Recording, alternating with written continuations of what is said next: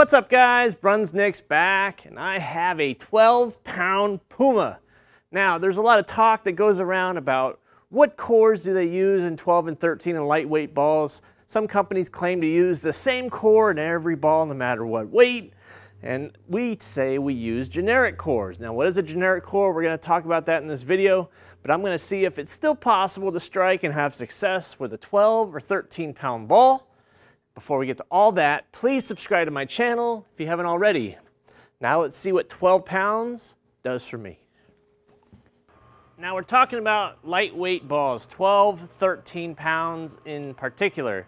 So at Brunswick, across the brands, we use what we call a generic core. It's basically a light bulb shape, 040 differential, 259 RG. You'll see that across the board, pretty much every single ball that goes 12, 13 pound, with a few exceptions on the entry level. But this is the only ball we had in the factory, actually in our warehouse right now. So I grabbed this. I know it's a little bit older, but the concept remains the same. So original Puma had a differential of around 036 with a much lower RG. This one has a higher RG, but a little bit more diff with the 040. So I'm gonna throw 12 pounds in this video. You know, this is very light. We're gonna see if I can strike consistently. So I don't know what I'm bowling on. The board says crown jewel, but that was as of yesterday. They've been bowled on. So this will be the perfect test. Can I strike with 12 pounds? We're gonna find out. I haven't thrown a single shot. I haven't thrown any warm-ups. I figured throwing a 12-pound ball is kind of like a warm-up anyway. So we're gonna try it all different angles, like we always like to do, and see what 12 pounds can do for me. Oh my goodness. I couldn't even feel it in my arm swing. Now, this is going to take some getting used to, but that's why we're here. So, you know, as you get older, you know, it's almost inevitable you're probably going to have to drop weight. I throw 15 pounds, so going to a 12-pounder, I haven't thrown 12 pounds since I was like 11 years old. So the main things we're looking for here with a ball like an entry-level ball, 12 pounds, is it going to flare? And as of that first shot, yes, the separation is about a 3/16, quarter inch roughly in there, but plenty of flare on this thing. So that's the one thing you got to look for. If you're shopping lighter weight bowling balls and you like the whatever ball, always pay attention to the numbers. Even if you're looking at a competitor ball, pay attention to the numbers, and if they're using the same shape core, the only way they could do that is with a much lighter density. Okay, and that's gonna bring the differentials down to a level that's not even close. All right, let's try that again, but first shot, I'm gonna keep it in a lot slower than that.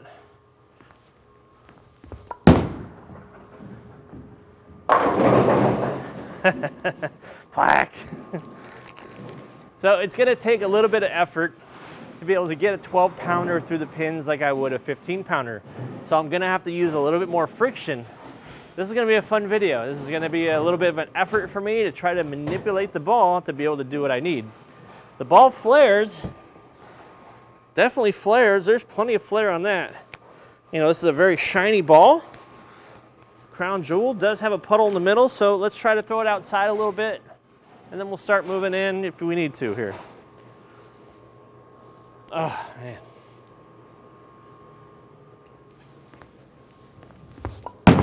Oh, that's hooking. Yes.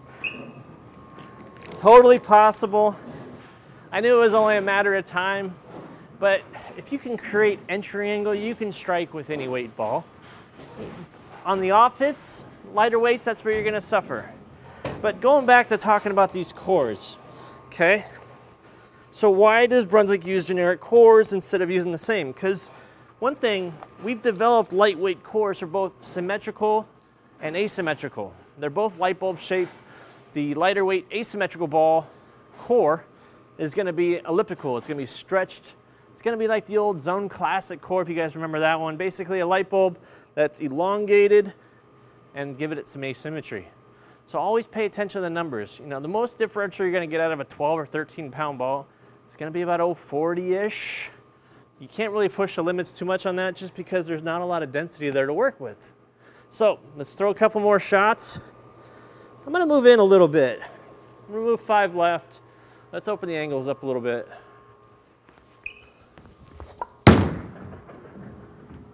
Oh. That's a good sign. Wasn't really a flat 10, it kind of wrapped 10 there. So, you know, there's still good hitting power. You know, if I was suffering from like an injury, or say temporarily you try to, you know, you had an injury in your hand or whatever, and you need to work back into the weight that you're throwing, you know, you got to work on, you know, flexibility or whatever. It's good to start with a lighter weight ball and bring it back up so you can get back in the game without hurting yourself. So if you use 15, you can make do with a lighter ball. Absolutely can. Obviously, it takes a little bit of thinking to get the timing right.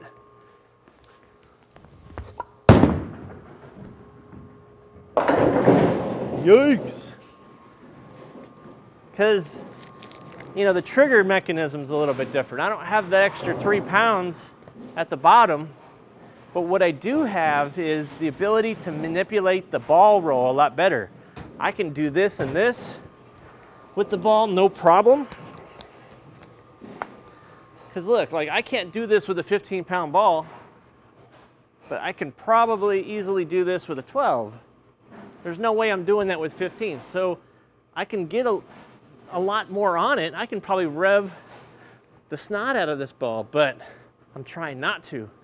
That's the whole thing. Like you can drop down in weight and still have success. And your rev rate probably goes up a little bit.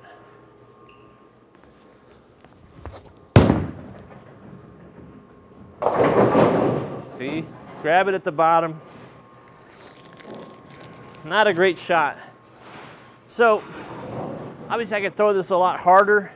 It takes more effort for me to throw it slower, but it's just gonna be dialing in timing, for me at least, to be able to just roll it off my hand like I normally would, but I'm just not feeling the weight. So that's the main thing I see, but that's not the question. Is the performance there? Yes. It's a shiny ball. It flares quite a bit. It actually is more performance in 12 and 13.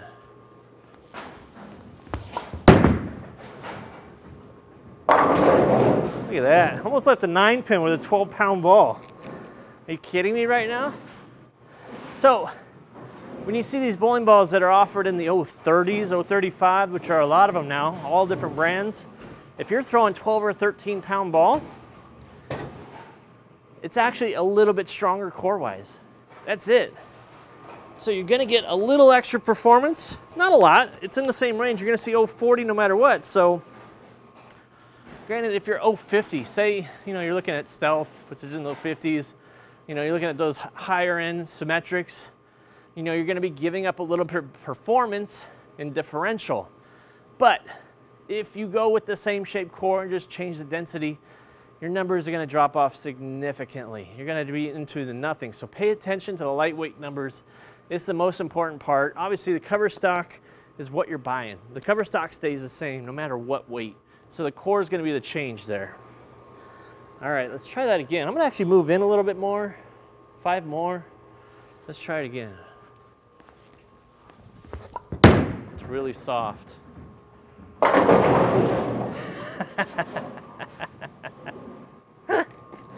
How many times, I don't think I'd ever seen that kind of carry. 9-pin falls into the 10-pin. Now, if that was a 15-pound ball, it would have hooked right past the 9-pin and never touched it.